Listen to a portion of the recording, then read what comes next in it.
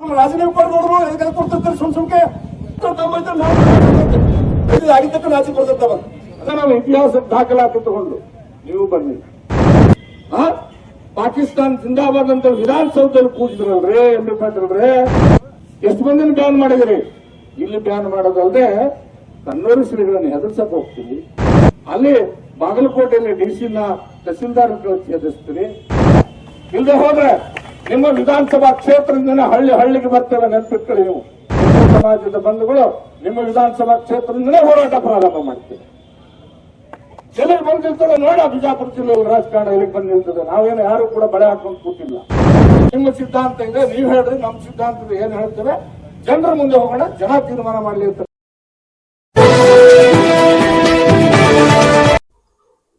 वास्तव न्यूज में स्वागत है आपका। मैं सरदार। विजयपुर शहर के बाबा साहब भीमराव अंबेडकर सर्कल में आज बीजेपी के बहुत सारे लीडर, बहुत सारे मुखंडों ने और ना जाने माजी एमएलए ने भी अब यहाँ पर इतने बड़े पैमाने से आज आंदोलन करने लगे हैं। ताकि ये आंदोलन इसलिए ताकि एक मठाधीश, एक जाने माने एक सूफी संत को एक मठ से निकाल दिया गया है। आज उस पर आक्रोश पर आ गए सभी हिंदू पर संगठन के बराबर। आज बीजेपी के भी सभी मुखंडों ने आज मंत्री एम बी पाटिल के विरोध तो आप ये कहने लग गए हैं ताकि इन्हीं की सियासत से आज इस मठाधीश को इस मठ से निकाल दिया गया है। अब यहाँ पर बहुत सारे लीडरों ने ये आक्रोश तो दिखाने लग गए हैं ताकि इस मठाधीश को आखिर क्यों निकाला गया है, आखिर किस लिए निकाला गया है, आखिर इसका वजह क्या है। अब तो यहाँ पर तो ये तो नहीं कहने लग गए, मगर सिर्फ एम बी पाटिल के ऊपर आरोप करने लग गए हैं ताकि इस मठाधीश पर शायद यहाँ पर भी अब राजनीति शुरू हो गई। आखिर वजह तो जरूरी कुछ ना कुछ किसी को निकालना है या ना निकालना है, इसका तो कुछ वजह की जरूरत होती है। आखिर ऐसी कौन सी जो गलती की जो इस सूफी संत मठाधीश आप इसको इस मठ से निकालकर बेइज्जती की। अब इस बेइज्जती पर बहुत सारे लीडर बीजेपी के अब यहाँ पर आंदोलन करने लग गए हैं और ना जाने किस किस पर आरोप करते हैं और ना जाने एम बी पाटिल पर ही क्यों इस पर आरोप करते हैं और इस यहाँ पर कौन कौन लीडर किस तरह से आक्रोश व्यक्त करने लग गए हैं आपके सामने इसी रिपोर्ट में। तो आइए देखेंगे एक रिपोर्ट में।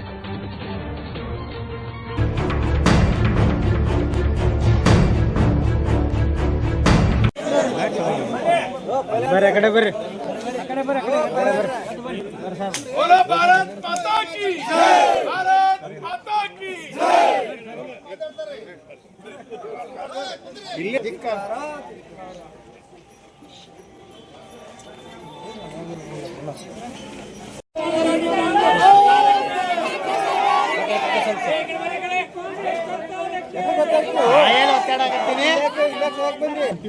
ಇದು ಗೋಲ್ಡನ್ ಟ್ರಯಾಂಗಲ್ ಇದರ ಅದರಲ್ಲಿ ಆ ಪ್ರೊಟೆಕ್ಷನ್ ಸಿಗಬೇಕಾಗಿತ್ತು. ನಮ್ಮ ಕಡೇರಿ ಬೆಟ್ಟದ ಬರವಣಿಗೆ ಅದು ಸಿಕ್ಕಿಲ್ಲ.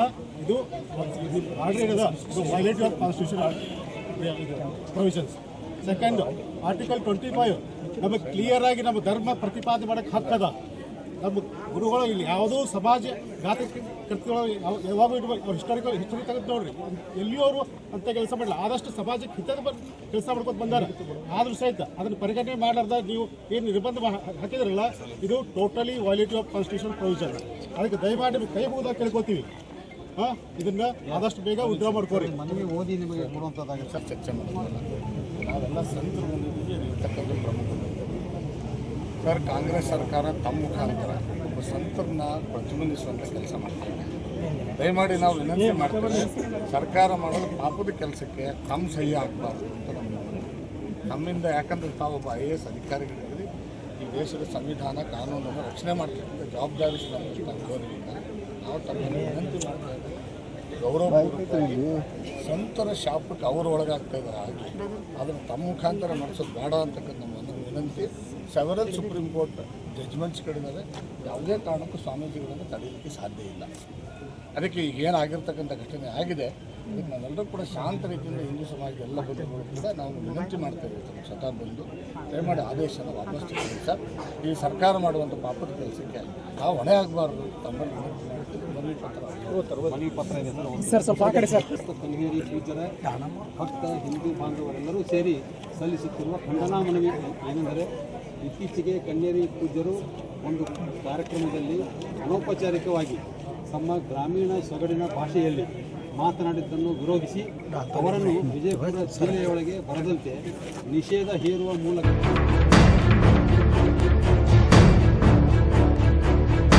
ನೇರವಾದಂತ ಆರೋಪ.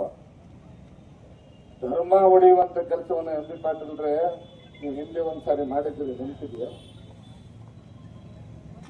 ಅದಕ್ಕೆ ನಿಮ್ಮ ಸರ್ಕಾರ ನಮ್ಮ ಮನೆಗೆ ಕಳಿಸಿದ್ದಕ್ಕೆ ನಿಮ್ಮ ಕೆಪಿಸಿಸಿ ಅಧ್ಯಕ್ಷರು ತಪ್ಪಾಯ್ತು ಸ್ವಾಮಿ ಅಂತ ಕರ್ನಾಟಕದ ಜನರನ್ನ ಹಿಂದೂ ಸಮಾಜದವ್ರನ್ನ ವೀರಶೈವ ಲಿಂಗಾಯತರನ್ನ ನೀವು ಕ್ಷಮೆ ಕೇಳಿ ಅಧಿಕಾರಕ್ಕೆ ತಂದಿದ್ದೀರಿ. ಹಿಂದೆ ಏನು ಯಾವ ರೀತಿ ನಡ್ಕೊಂಡಿದ್ದೀರಿ, ರಂಭಾಪುರ ಶ್ರೀಗಳು ಬಂದಾಗ, ಶ್ರೀಶೈಲ ಜಗದ್ಗುರುಗಳು ನಿಮ್ಮ ಕ್ಷೇತ್ರಕ್ಕೆ ಬಂದಾಗ ಯಾವ ರೀತಿ ನಡ್ಕೊಂಡಿದ್ದೀರಿ, ಇದನ್ನೆಲ್ಲನ ಗುರುಗಳು ಮರೆತು ಮತ್ತೆ ನಿಮಗೆ ಆಶೀರ್ವಾದ ಮಾಡಿದ್ರು.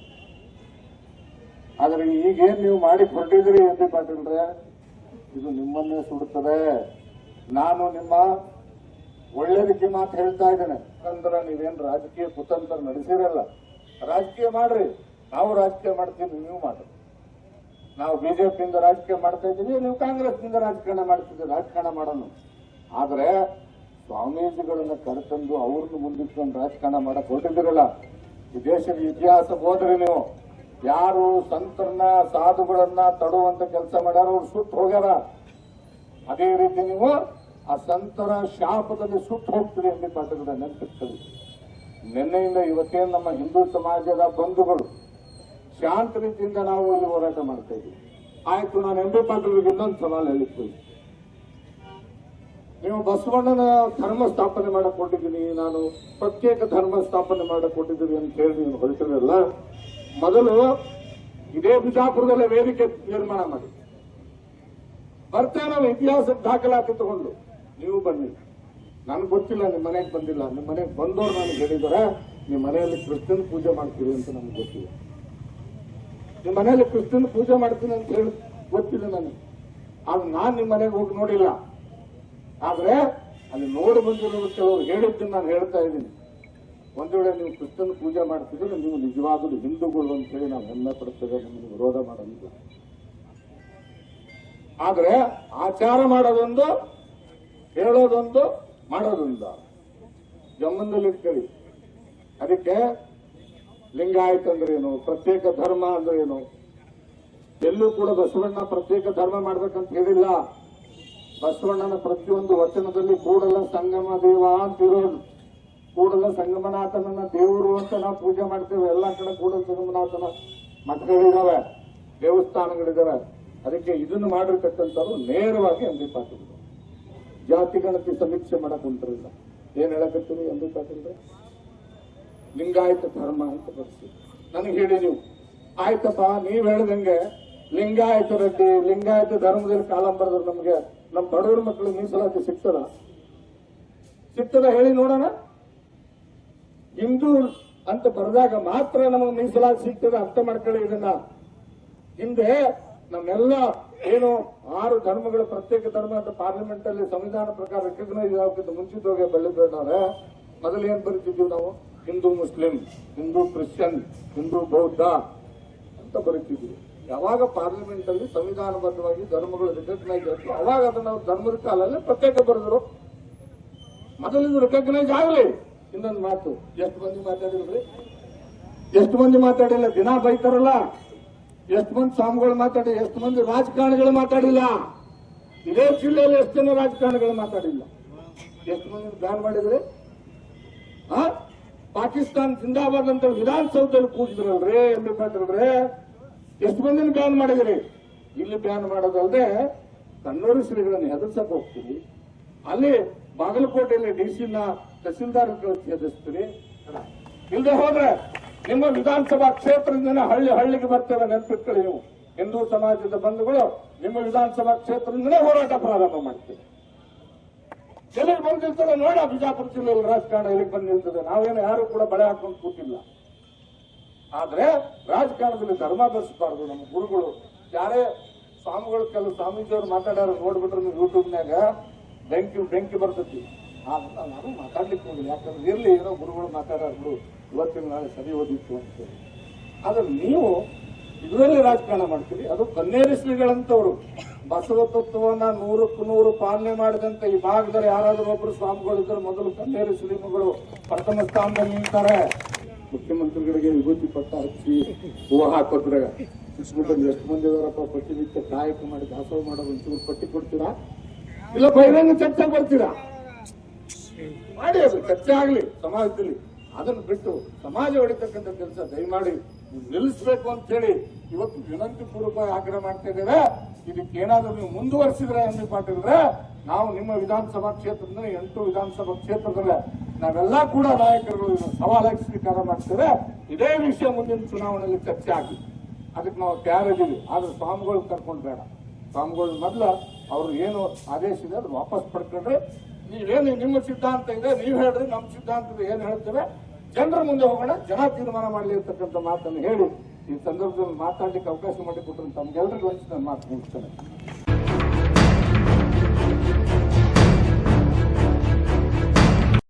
ಇವತ್ತು ನಮ್ಮ ಜಿಲ್ಲಾ ಉಸ್ತುವಾರಿ ಸಚಿವರು ಉದ್ದೇಶಪೂರ್ವಕವಾಗಿ ಇವತ್ತು ಜಿಲ್ಲೆಯಲ್ಲಿ ಪರಮ ಪೂಜ್ಯರು ಇಲ್ಲಿ ನಮ್ಮ ಬಿಜಾಪುರ ಜಿಲ್ಲೆಗೆ ಬರಬಾರದು ಅಂತ ಹೇಳಿ ಒಂದು ರಾಜಕಾರಣ ಮಾಡಿದ್ರು.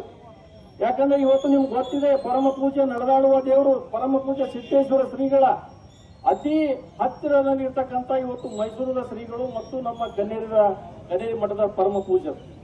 ಇವತ್ತು ಅವರ ಅತಿ ಹೆಚ್ಚಿನ ಒಳನಾಡು ಇರ್ತಕ್ಕಂಥ ಪರಮ ಪೂಜರ ಇವತ್ತು ಸಿದ್ದೇಶ್ವರ ಶ್ರೀಗಳಿಗೆ ಇವರು ಅವಮಾನ ಮಾಡ್ದಂಗೆ ಆಗ್ತದೆ ಅಂತಕ್ಕಂಥ ಮಾತನ್ನ ನಾನು ಹೇಳಿಕ್ಕೆ ನಾನು ಬಯಸ್ತೇನೆ. ಯಾಕಂದ್ರೆ ಕನ್ನೇರಿ ಮಠದ ಶ್ರೀಗಳಿಗೆ ಯಾರಾದರೂ ಯಾವುದೇ ಶಬ್ದ ಯೂಸ್ ಮಾಡಿದ್ರೆ ಅವ್ರಿಗೆ ಹಕ್ಕಿದೆ ಎಲ್ಲ ಶ್ರೀಗಳಿಗೆ. ಇವತ್ತು ಯಾರೇ ಗೌಡ ಹೋಗ್ಲಿ, ಯಾವರೇ ವಾಲಿಕರ್ ಹೋಗ್ಲಿ, ಯಾವುದೇ MLA ಹೋಗ್ಲಿ, ಯಾವುದೇ MP ಹೋಗ್ಲಿ, ಅವ್ರಿಗೆಲ್ಲರಿಗೆ ಅವ್ರು ಮಾತಾಡ್ತಕ್ಕಂಥ ಭಾಷೆ ಯಾವ್ದಪ್ಪ ಅಂತಂದ್ರ ಅವ್ರು ಬಾರ್ಲಿ ಗೌಡ, ಬಾರಪ್ಪ ಅಂತ ಹೇಳಿ ಅವರು ಸತದಿಂದ ಮಾತಾಡ್ತಕ್ಕಂಥದ್ದು. ಈ ಎಲ್ಲ ಪರಮ ಪೂಜಾರು ತಮಗೆ ಏನಾದ್ರೂ ನೋವು ಹೋಗಿದ್ರೆ ಅದು ಕನ್ನೇರಿ ಮಠದ ಶ್ರೀಗಳ ಮುಂದೆ ಕುತ್ಕೊಂಡು ಅವ್ರು ವಿಚಾರ ಮಾಡಬಹುದತ್ತು, ಅವ್ರು ವಿಚಾರ ಮಾಡ್ತಕ್ಕಂಥ ಶಕ್ತಿ ಅವ್ರಿಗಿದೆ.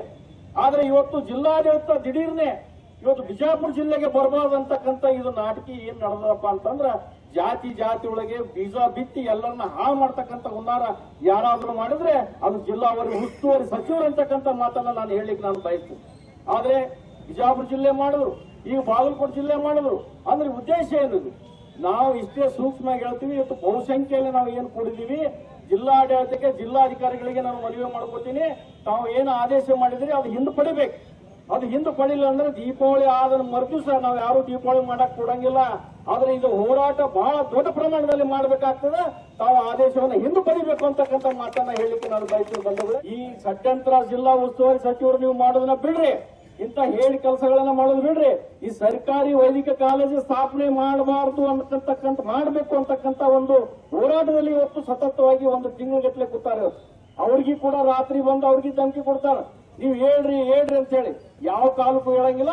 ಸರ್ಕಾರಿ ಮೆಡಿಕಲ್ ಕಾಲೇಜು ಇಲ್ಲೇ ಆಗಬೇಕು. ಇವತ್ತೇನು ನಮ್ಮ ಕನ್ನೇರಿ ಮಠದ ಶ್ರೀಗಳು ಆದೇಶ ಮಾಡಿದ್ರಿ ಅದು ಹಿಂಪಡಿಬೇಕು ಅಂತಕ್ಕಂಥ ಮಾತನ್ನ ಈ ಸಂದರ್ಭದಲ್ಲಿ ಹೇಳಿ ನಾನು ಹೆಚ್ಚಿಗೆ ಮಾತಾಡಲಿಕ್ಕೆ ಅವಕಾಶ ಮಾಡಿಕೊಟ್ಟಂತ ಎಲ್ಲರಿಗೂ ಧನ್ಯವಾದಗಳನ್ನು ಹೇಳಿ ನಮ್ದೆರಡು ಮಾತನಾಡಬಹುದು.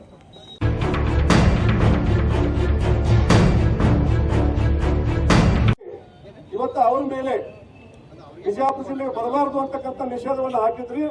ನಿನ್ನೆ ಬಾಗಲಕೋಟೆ ಜಿಲ್ಲೆಗೂ ಬರಬಾರದು ನಿಷೇಧ ಹಾಕಿದ್ರಿ. ಯಾವ ಕಾಲದಾಗದೀವಿ ನಾವು, ಯಾವ ಸರ್ಕಾರ ಬದುಕಾಕತ್ತೀವಿ ನಾವು? ಇದು ಇಡೀ 2 ಜಿಲ್ಲೆಯ ಜನರಿಗೆ ಮಾಡಿರ್ತಕ್ಕಂಥ ತಪ್ಪನ್ನಷ್ಟೇ ಅಲ್ಲ, ಇಡೀ ದೇಶಕ್ಕೆ ಮತ್ತು ರಾಜ್ಯದ ಸ್ವಾಭಿಮಾನಿಗಳಿಗೆ, ರಾಷ್ಟ್ರ ಪ್ರೇಮಿಗಳಿಗೆ, ಧರ್ಮ ಪ್ರೇಮಿಗಳಿಗೆ ಮಾಡಿರ್ತಕ್ಕಂಥ ಅಪಮಾನ ಅಂತಕ್ಕಂಥ ಮಾತನ್ನು ಕೂಡ ಹೇಳಿ ಬಯಸ್ತೀನಿ ನಾನು. ಅವ್ರು ಮಾಡಿರ್ತಕ್ಕಂಥ ತಪ್ಪ ಅವ್ರು ನಿನ್ನೆ ಕೂಡ ಭಾಗವಹಿಸಿ ಮಾತಾಡಿದ್ರು. ಅದನ್ನ ಪದೇ ಹೇಳಲಿಕ್ಕೆ ಹೋಗುದಿಲ್ಲ ನಾನು. ಇವತ್ತು ಎಲ್ಲರ ಒತ್ತಾಯ ಇಷ್ಟ ಇದೆ. ಇವತ್ತು ಅವ್ರ ಮೇಲೆ ಹಾಕಿರ್ತಕ್ಕಂಥ ನಿರ್ಬಂಧವನ್ನು ವಿಜಯಪುರ ಜಿಲ್ಲೆ ಇರ್ಬೋದು, ಬಾಗಲಕೋಟೆ ಜಿಲ್ಲೆ ಇರ್ಬೋದು. ನಾಳೆ ಮೆರಕು ಚರ್ಚೆ ಸಹಿತ ಮುಂದೆ ದೀಪಾವಳಿ ಹಬ್ಬ ಶುರುವಾಗತ್ತೆ. ನಾಳಿನ ದಿವಸನೇ ಆ ಹಾಕಿದ ನಿಷೇಧವನ್ನು ಹಿಂದೆ ತಗೋಬೇಕು ಅಂತಕ್ಕಂಥ ಒತ್ತಾಯವನ್ನು ಮಾಡ್ಲಿಕ್ಕೆ ಬಯಸ್ತೀನಿ ನಾನು. ಸಂಘಕ್ಕೆ 100 ವರ್ಷ ಆಯ್ತು ವಿಜಯದಶಮಿಗೆ. ಅದು ಯಾವಾಗ ಎಲ್ಲಿ ತಾಲೂಕಾ ಕೇಂದ್ರದಲ್ಲಿ ಸ್ವಯಂ ಪ್ರೇರಿತರಾಗಿ ಗಣೇಶ ಹಾಕೊಂಡ್ಬಂದು ಏನು ಜನ ಭಾಗವಹಿಸಕತ್ಬಿಟ್ರು, ಅವ್ರ ನಡಕ್ ಹುಟ್ಟಿ ಆಟ ಎಬ್ಸಿರಿ ನೀವು. ಇದನ್ನ ಆಟ ಎಬ್ಸಿರಿ ನೀವು, ಹೌದಲ್ಲ? ಇದು RSS ಇಟ್ಟು ಬೆಳ್ತಾ 3 ಸಲ ಬ್ಯಾನ್ ಮಾಡಿದ್ದೀವಿ. ಹಿಂಗಾಗಿ ಬೆಳೆದ ಗಾಬಾಗಿರ್ತೀವಲ್ಲ. ಗಣಿತದಲ್ಲಿ ಹಿಂದೂ ಧರ್ಮ, ಹಿಂದೂ ದೇಶದ ರಕ್ತ ಮಣ್ಣಿನ ಗುಣ ಐತದು. ಎದ್ರ ಬ್ಯಾನ್ ಮಾಡಕತ್ರ ಪ್ರಿಯಾಂಕಾ ಖರ್ಗೆ ಹೇಳಿಬಿಟ್ಟ, ಪತ್ರ ಬರೆದ RSS ಅನ್ನು ಸರ್ಕಾರಿ ಜಾಗದಲ್ಲಿ ನಡೆಸಬಾರ್ದು ಅಂತ. ಇದು ಮೊದಲೇ ಇತ್ತು, ಇವತ್ತಿಲ್ಲ. ಅಂದ್ರೆ ಆರ್ಡರ್ ಮಾಡಿ ದಮ್ ಇತ್ತ ನಿಮ್ಗೆ ಏನ್ರ RSS ತೆಗೆದು ಸಂಘ ಸಂಸ್ಥೆ ಮೇಲೆ ಹಾಕಿದ್ರು. ಮತ್ತೆ ಏನ್ ನಿಮ್ಮ ಆಟಗಳು ಗಟ್ಟಿದ್ರೆ ಹಾಕಿ RSS ಹಾಕಿ ನೋಡೋದು. RSS ನಾವು ಸ್ವಂತ ಜಾಗ ನಡೆಸೋ ಶಕ್ತಿ ಸ್ವಯಂ ಸೇವಕರು ಆಗೈತಿ. ನಡೆಸ್ತೇವೆ, ಎಮರ್ಜೆನ್ಸಿ ನಡೆಸ್ತೀವಿ, ಈಗ ನಡೆಸ್ತೀವಿ ದೊಡ್ಡ ಮಾತಾವು. ಇದು ಸಂಗಮಯ ಆಗೈತಿ ದೇಶ, ಸಂಗಮಯ ಆಗೈತಿ. ವಿಜಯಪುರ ನಗರದೊಳಗೆ ಸುಮಾರು 6,500 ಸ್ವಯಂ ಸೇವಕರು ಬಂದ ಮಾಡಿ ಪಕ್ಷ ಆದ್ರ 6,500 ಎಂದು ಬಂದಿದ್ರು ವಿಜಯಪುರ ನಗರದಾಗ. ಅವ್ರು ನಿತ್ಯ ಶಾಖೆಗೆ ಬಂದವರಲ್ಲ. RSSಗೆ ಮನಸ್ಸೋಟ್ ಬಂದಿರತಕ್ಕಂಥ ಯುವಕರ ತಂಡ ಅದು. ಇಡೀ ದೇಶಾದ್ಯಂತ ಸಂಘ ಶಕ್ತಿ ಬೆಳೆದಿದೆ.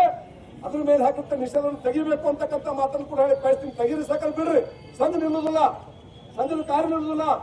ಹಾಗೆ ಅದ್ರ ಬಗ್ಗೆ ಹೆಚ್ಚು ಹೇಳಕ್ ಹೋಗುದಿಲ್ಲ.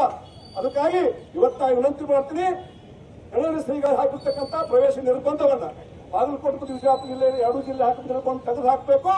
ಇಲ್ಲದೆ ಇವಾಗ ನಮ್ಮ 2 ಜಿಲ್ಲೆ ಇರ್ತಕ್ಕಂಥ ಕಾಂಗ್ರೆಸ್ನ 3 ಜನ ಮಂತ್ರಿಗಳು, ಬಾಗಲಕೋಟೆ ಜಿಲ್ಲೆಯ ತಿಮ್ಮಾಪುರ ಅವರು, ವಿಜಯಪುರ ಜಿಲ್ಲೆಯ MB ಪಾಟೀಲ್ ರವರು, ಶಿವಾನಂದ ಪಾಟೀಲ್ ರವರು ಮತ್ತು ಅವ್ರ ಜೊತೆ ಇರ್ತಕ್ಕಂಥ ಶಾಸಕರು, ಇವತ್ತು ಹೇಳಬೇಕು ನೀವು ಮುಖ್ಯಮಂತ್ರಿಗೆ.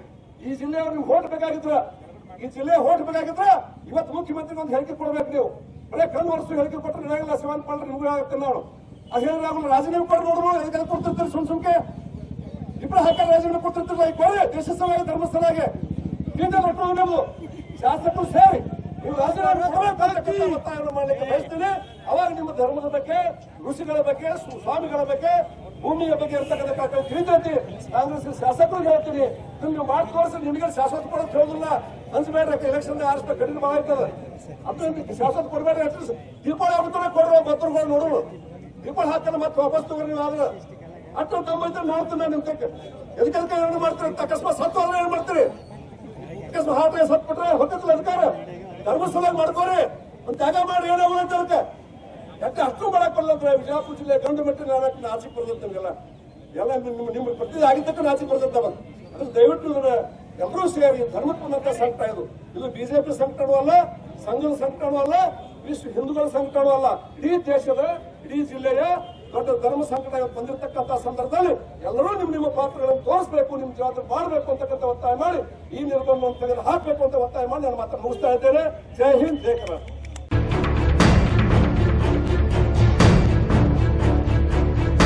ಇವತ್ತು ಸರ್ಕಾರ ಮಾಡ್ತಾ ಇದೆ.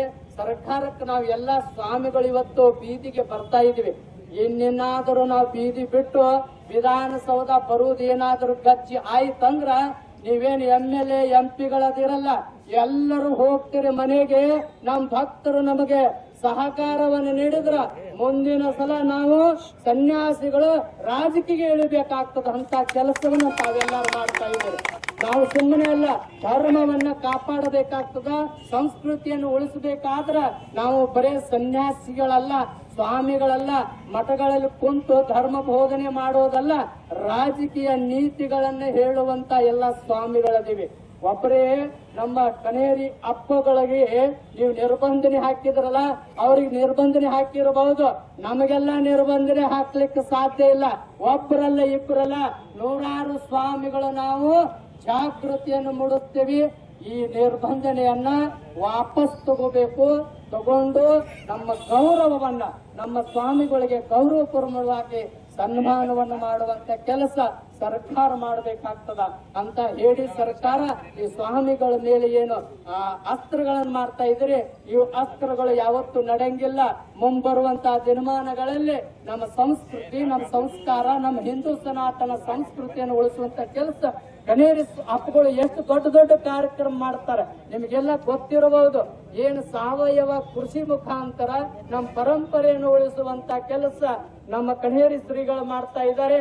ಅದಕ್ಕೆ ತಾವೆಲ್ಲರೂ ಏನು ನಾವು ಎಲ್ಲಾ ಮಠಾಧೀಶರು ಇವತ್ತು ಬಾಗಲಕೋಟೆ ಬಿಜಾಪುರ ನಿರ್ಬಂಧನೆ ಹೇರ್ತಾ ಇದೆ, ನಾಳೆ ಕರ್ನಾಟಕಕ್ಕೆ ಹೇರಬಹುದು. ಎಲ್ಲಾ ಮಾಡಿದ್ರು ಏನ್ ಆಗಲ್ಲ. ಅಜ್ಜವರಿಗೆ ನಿರ್ಬಂಧನೆ ಹೇರಿದ್ರ ನಮಗೆ ಹೇರುವಂತ ತಾಕತ್ತು ನಿಮಗಿಲ್ಲ. ನೀವು ಕ್ಷಮಾಪಣೆ ಕೇಳಿಕೊಂಡು ಈ ನಿರ್ಬಂಧನೆಯನ್ನು ವಾಪಸ್ ತಗೊಳ್ಳುವಂತ ಕೆಲಸ ಆಗಬೇಕು. ನೀವೆಲ್ಲ ಸಿದ್ದರಾಮಯ್ಯನವರೇ ನೀವು ಮಾಡುವಂತ ಕೆಲಸ ಅಂದ್ರ ಒಲಿಕೆ ರಾಜಕಾರಣ. ಒಂದು ಜಾತಿಗೆ ನೀವು ಮಾಡ್ತಾ ಇದ್ರಿ. ಈ ಹಿಂದೂ ಧರ್ಮ, ಸನಾತನ ಧರ್ಮ ದೊಡ್ಡದಿದೆ. ಈ ಧರ್ಮದ ಶಾಪ ನಿಮ್ಗೆ ತಟ್ಟುತ್ತದ, ಅದು ನೀವು ತಿಳ್ಕೋಬೇಕಾಗ್ತದಂತ ಹೇಳ್ತಾ ಇವತ್ತಿನ ಈ ನಿರ್ಬಂಧನೆಯನ್ನು ಮಾಡಿದಾರಲ್ಲ, ಈ ನಮ್ಮ ಜಿಲ್ಲೆಯ ಎಲ್ಲಾ ಶಾಸಕರು ಹಿಡ್ಕೊಂಡು ಎಲ್ಲಾ ಭಕ್ತಾದಿಗಳು ಹಿಡ್ಕೊಂಡು ಇದನ್ನ ನಾವು ಖಂಡನೆಯನ್ನು ಮಾಡುವಂತ ಕೆಲಸ ಇವತ್ತಾಗ್ತಾ ಇದೆ. ನಮ್ಮವರು ನಮ್ಮ ಸ್ವಾಮಿಗಳಿಗೆ ನಾವು ಹೋಗಿ ನಾವು ಬೋಧನೆಯನ್ನು ಪಡಿಬೇಕು. ಅಂತ ಸ್ವಾಮಿಗಳ ನಿರ್ಬಂಧನೆ ಆಗ್ತಾ ಇದ್ದಾರಂದ್ರ ನಾವೆಲ್ಲರೂ ಏನು ಮಾಡಬೇಕು? ಆ ನಿರ್ಬಂಧನೆಯನ್ನು ತೆಗೆಯುವತನ ನಾವು ಹೋರಾಟವನ್ನು ಮಾಡ್ತೇವೆ. ಇವತ್ತು ಬಿಜಾಪುರ್ನಲ್ಲಿ ಶಾಂತಿಯುತವಾದಂತ ಹೋರಾಟ ಇದೆ. ಇವತ್ತು ಬಿಜಾಪುರಲ್ಲ, ಇಡೀ ಕರ್ನಾಟಕ, ಮಹಾರಾಷ್ಟ್ರ, ಗೋವಾದಲ್ಲಿ ಸಹ ಈ ಪ್ರತಿಭಟನೆಗಳು ಆಗಲಿಕ್ಕೆ ಕಾರಣ ಯಾರಂದ್ರ ಅದು ಸರ್ಕಾರ ಅಂತ ಹೇಳಲಿಕ್ಕೆ ಇಚ್ಛೆ ಪಡ್ತೀನಿ. ಅದಕ್ಕೆ ಈ ನಿರ್ಬಂಧವನ್ನು ವಾಪಸ್ ತಗೊಂಡು ನಮ್ಮ ಶ್ರೀಗಳಿಗೆ ಗೌರವವನ್ನ ಕೊಡುವಂತ ಕೆಲಸ ಮಾಡ್ಬೇಕಂತ ಹೇಳ್ತಾ ತಮ್ಮೆಲ್ಲರಿಗೂ ಶರಣಾರ್ಥಿ.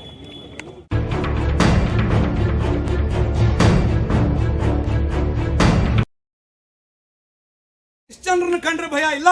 ಹಿಂದೂಗಳಾಗಿ ಹಿಂದುತ್ವ ಏನು ವಿರೋಧ ಮಾಡ್ತಾರಲ್ಲ, ಇಂಥ ಹರಾಮಿಗಳಿಂದ ನನಗೆ ಭಯ ಅದ ಅಂತ ಹೇಳ್ತಾರೆ. ಅಂತ ಪರಿಸ್ಥಿತಿ ಬಂದೊದಗಿದೆ. ಹಿಂದೂಗಳಾಗಿ ಪೂಜ್ಯರನ್ನ ವಿರೋಧ ಮಾಡ್ತೀರಾ ನೀವು? ಕಟು ಶಬ್ದಗಳನ್ನು ಕೇಳ್ತೀನಿ ನಾನು. ಇವತ್ತು ಕೇವಲ ಕಾಡ ಸಿದ್ದೇಶ್ವರ ಮಹಾಸ್ವಾಮಿಗಳಿಗೆ ನೀವು ಬ್ಯಾನ್ ಹಾಕಿಲ್ಲ, ಇಡೀ ಹಿಂದೂ ಸಮಾಜವನ್ನು ವಿರೋಧ ಕಟ್ಟಿಕೊಂಡಿದ್ದೀರಿ ಮಾನ್ಯ ಸಿದ್ದರಾಮಯ್ಯನವರೇ. ನಾನು ಆಗ್ರಹ ಮಾಡ್ತೀನಿ ಮುಖ್ಯಮಂತ್ರಿಗಳಿಗೆ. ಇವತ್ತು ಅನೇಕರಿಗೆ ಇವತ್ತು ಕನ್ಫ್ಯೂಸ್ಮೆಂಟ್ ಇದೆ. ಜಿಲ್ಲಾಧಿಕಾರಿಗಳೇನೆ ಇವತ್ತು ನಿರ್ಬಂಧನೆ ಹೇರಿದ್ದಾರೆ, ಅವ್ರಿಗೆ ಹೆಂಗೆ ಮನವಿ ಕೊಡೋದು ಅಂತ ಕೆಲವೊಂದು ಮಿತ್ರರು ಕೇಳಿದ್ರು ನನಗೆ. ನಾನು ಹೇಳಿದೆ ಆ ಮಿತ್ರಗೆ, ಜಿಲ್ಲಾಧಿಕಾರಿಗಳ ಮುಖಾಂತರ ರಾಜ್ಯಪಾಲರಿಗೆ ಮನವಿ ಸಲ್ಲಿಸ್ತಾ ಇದ್ದೇವೆ ನಾವು. ಯಾಕಂದ್ರೆ ಮುಖ್ಯಮಂತ್ರಿನೇ ಬ್ಯಾನ್ ಮಾಡಿದಾಗ ಅವರಿಗೂ ಮನವಿ ಕೊಡೋದ್ರಾಗ ಅರ್ತಿಲ್ಲ, ಕಾಂಗ್ರೆಸ್ ಸರ್ಕಾರ ಬ್ಯಾನ್ ಮಾಡಿದಾಗ ಅವ್ರಿಗೆ ಮನವಿ ಕೊಡೋದ್ರಾಗ ಅರ್ತಿಲ್ಲ. ಈ ಮನವಿಯನ್ನು ಸರ್ಕಾರಿ ಅಧಿಕಾರಿ, IAS ಅಧಿಕಾರಿ, ಜಿಲ್ಲಾಧಿಕಾರಿಗಳ ಮುಖಾಂತರ ರಾಜ್ಯಪಾಲರಿಗೆ ತಲುಪಿಸ್ತಾ ಇದ್ದೇವೆ. ನಿನ್ನೆ ಬಾಗಲಕೋಟದಲ್ಲಿ ಕೇವಲ ವಿಜಯಪುರ ಬ್ಯಾನ್ ಇತ್ತು ಮೊನ್ನೆವರೆಗೆ. ನಿನ್ನೆ ಬಾಗಲಕೋಟೆ ಜಿಲ್ಲೆಯಲ್ಲಿ ಒಂದು ಮಠದಲ್ಲಿ ಪೂಜಾರು ಕೂತಂತ ಸಂದರ್ಭದಲ್ಲಿ ಒಮ್ಮಿಂದೊಮ್ಮೆ ಹೋಗಿ ಪೊಲೀಸ್ ಆಫೀಸರ್ ಹೋಗಿ ನೀವು ಇಲ್ಲಿಂದ ಜಾಗ ಖಾಲಿ ಮಾಡ್ಬೇಕಂತ ಹೇಳ್ತಾರೆ. ನಿಮ್ಮ ಅಪ್ಪಂದ ಜಾಗದು ಯಾರಿಗೆ? ಸಾಮಾನ್ಯ ಮನುಷ್ಯನಿಗೆ, ಪೂಜ್ಯರಿಗೆ, ಹಿಂದೂ ಸಮಾಜಕ್ಕೆ ಅವಮಾನ ಮಾಡ್ತಾ ಇದ್ದೀರಿ ನೀವು. ನಿನ್ನೆ ಒಂದೇ ಒಂದು ಸಣ್ಣ ಒಬ್ಬ ನಿಮ್ಮ ಸಹೋದರನಾಗಿ ನಾನು ಒಂದು ಸಾಮಾಜಿಕ ಜಾಲತಾಣದಲ್ಲಿ ಒಂದು ಪೋಸ್ಟ್ ಅನ್ನು ಹಾಕಿದೆ. ನಾನು ಲಕ್ಷಾಂತರ ಜನರನ್ನು ಸೇರಿಸಿ ಪೂಜ್ಯ ಸಿದ್ದೇಶ್ವರ ಶ್ರೀಗಳ ನೇತೃತ್ವದಲ್ಲಿ ವಿಜಯಪುರದಲ್ಲಿ ಒಂದು ಭವ್ಯ ಹಿಂದೂ ಶಕ್ತಿ ಪ್ರದರ್ಶನ ಮಾಡೋಣ ಅಂತ ಕೇಳಿದಾಗ ನನಗೆ ತುಂಬಾ ಖುಷಿ ಇದೆ. ಪಕ್ಷಾತೀತವಾಗಿ, ಜಾತ್ಯತೀತವಾಗಿ, ವೈಯಕ್ತಿಕವಾಗಿ ನನ್ನನ್ನು ವಿರೋಧಿಸುವವರು, ಅಣ್ಣ ನಾವು ನಿಮ್ಮ ಜೊತೆ ಇದ್ದೇವೆ, ನಾವೆಲ್ಲರೂ ಸೇರಿ ಪ್ರತಿಭಟನೆ. ಇಲ್ಲಿ ಯಾವುದೋ ರಾಜಕೀಯ ಬೇಳೆ ಬೇಯಿಸ್ಕೊಳಕ್ಕಲ್ಲ. ನಾನು ಮೊದಲನೇದಾಗಿ ಹೇಳಿಬಿಡ್ತೀನಿ, ನಾನು ಯಾವುದೇ ರಾಜಕೀಯ ಆಸೆ ಆಕಾಂಕ್ಷೆ ಇಲ್ಲದ ವ್ಯಕ್ತಿ. ಹಿಂದೂ ಸಮಾಜಕ್ಕಾಗಿ ಯಾರೇ ಎಲ್ಲೇ ಕರೆದ್ರೂ ಹೋಗುವಂಥ ವ್ಯಕ್ತಿ. ಅಂಥವನು ಒಂದು ಪೋಸ್ಟಿಗೆ ಸಾವಿರಾರು ಜನ ಇವತ್ತು ತಮ್ಮ ಕಮೆಂಟ್ ಹಾಕ್ತಾರೆ. ಅವರಲ್ಲಿರುವಂಥ ಕಿಚ್ಚು ನೋಡಿ, ಅವರಲ್ಲಿರುವಂಥ ಹಿಂದುತ್ವದ ಪ್ರೀತಿ ನೋಡ್ರಿ. ಯಾವುದೋ ಒಂದು ಮಾಡ್ರಪ್ಪ, ನಿಮಗೆ ಸಿದ್ದರಾಮಯ್ಯನವರ ತಾಕತ್ತಿದ್ರೆ 15 ನಿಮಿಷನಾಗ ಹಿಂದೂಗಳನ್ನ ಕಡಿತೀನಿ ಅಂದಲ್ಲ. ಅಕ್ಬರುದ್ದೀನ್ ಓವೈಸಿ, ಅಸಾವುದ್ದೀನ್ ಓವೈಸಿಗೆ ಬಿಜಾಪುರ ಕರ್ನಾಟಕ ಬ್ಯಾನ್ ಮಾಡಿ. ಆ ತಾಕತ್ತಿಲ್ಲ. ಪೂಜ್ಯ ಸ್ವಾಮೀಜಿಗಳ ಮೇಲೆ ನೀವು ನಿರ್ಬಂಧನೆ ಇರುವಂಥ ಒಂದು ದುಸ್ಸಾಹಸಕ್ಕೆ ಕೈ ಹಾಕಿದ್ದೀರಿ. 15 ಮಿನಿಟ್ ಪೊಲೀಸ್ಗೂ ಹಟಾದು. ಗಾಂಧಿ ಚೌಕ್ನಾಗ ಮೊನ್ನೆ ಅದನ್ನು ರಿಪೀಟ್ ಮಾಡ್ತಾರೆ ಒಬ್ರು, ಇಲ್ಲಿ ಯಾವುದೋ ಮೆರವಣಿಗೆ ಒಳಗೆ ಈದ್ ಮಿಲಾದ್ನಾಗ. ಯಾಕಪ್ಪ ನಿಮ್ಮ ಅಪ್ಪಂದು ಏನಿದು? ನಮ್ಮ ಸ್ವಾಮಿಗಳಿಗೆ ಚಪ್ಪಲಿ ಹೊಡಿಯೋದು, ಅವ್ರ ಮೇಲೆ ಮೂತ್ರ ವಿಸರ್ಜನೆ ಮಾಡ್ಲಿಕ್ಕೆ ಬರೋದು. 15 ಮಿನಿಟ್ ಪೊಲೀಸ್ಗೂ ಹಟಾದು ಅಂತೇಳಿ ಗಾಂಧಿ ಚೌಕ್ನಾಗ ಹಾಕ್ತಾರೆ. ಅವ್ರ ಮೇಲೆ ಕೇವಲ ನಾಮಕೆ ಅಷ್ಟೇ ಕೇಸ್ ಹಾಕ್ತಿವತ್ತು ಪೊಲೀಸ್ ಸರ್ಕಾರ, ಈ ಕಾಂಗ್ರೆಸ್ ಸರ್ಕಾರ. ಪೊಲೀಸರಿಗೆ ನಿರ್ದೇಶನ ಕೊಟ್ಟಿದ್ದಾರೆ. ಕಾರ್ಯಕ್ರಮದ ಆಯೋಜಕರ ಮೇಲೆ ಯಾಕೆ ಹಾಕಲಿಲ್ಲ? ಯಾರಿದನ್ನ ನಗರದ ಹೃದಯವಾಗ ಗಾಂಧಿ ಚೌಕದಲ್ಲಿ ಇವತ್ತು ಈ ಪ್ರಚೋದನಕಾರಿ ಆಡಿಯೋ ಹಾಕಿದ್ರಲ್ಲ ಅಕ್ಬರುದ್ದೀನ್ ಓವೈಸಿದು, ಅವಾಗ ಯಾಕೆ ಹಾಕಲಿಲ್ಲ? ನಿಮ್ಮ ಪೌರುಷ ಎಲ್ಲಿ ಹೋಗಿತ್ತು ಮಾನ್ಯ ಮುಖ್ಯಮಂತ್ರಿಗಳೇ, ಮಾನ್ಯ ಕಾಂಗ್ರೆಸ್ ಸರ್ಕಾರದ ಸಚಿವರುಗಳೇ? ಇದಕ್ಕೆ ರಾಘವಣ್ಣಿಗೇರಿ ಹಾಗೂ ಇಲ್ಲಿ ಸೇರಿದಂಥ ಹಿಂದೂಗಳು ಕೇಳ್ತಾ ಇಲ್ಲ, ಇಡೀ ಹಿಂದೂ ಸಮಾಜ ಕರ್ನಾಟಕ ರಾಜ್ಯ ಇವತ್ತು ಪ್ರಶ್ನೆಯನ್ನು ಕೇಳ್ತಾ ಇದೆ.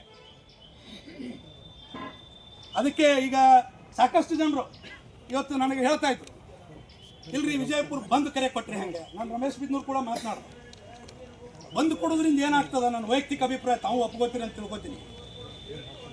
ತೊಂದರೆ ಯಾರಿಗಾಗ್ತದೆ? ನಮ್ಮ ಬಡ ಬಗ್ಗರಿಗೆ, ನಮ್ಮ ಹಿಂದೂ ಸಮಾಜಕ್ಕೆ ಆಗ್ತದೆ. ಈ ಬಂಧದ ಬದಲಿ ಈ ರೀತಿ ಯೋಚನೆ ಮಾಡ್ಬೋದಲ್ಲ ನಾವು? ಇಡೀ ಕರ್ನಾಟಕ ರಾಜ್ಯದ ಜನತೆ ವಿಜಯಪುರ ಜಿಲ್ಲೆಯಲ್ಲಿ ಸೇರಿಸುವಂತ ಕೆಲಸ ಮಾಡೋಣ. ಒಂದು ಬೃಹತ್ ಹಿಂದೂ ಶಕ್ತಿ, ವಿರಾಟ ಶಕ್ತಿ ಪ್ರದರ್ಶನವನ್ನು ಯಾಕೆ ಮಾಡಬಾರ್ದು?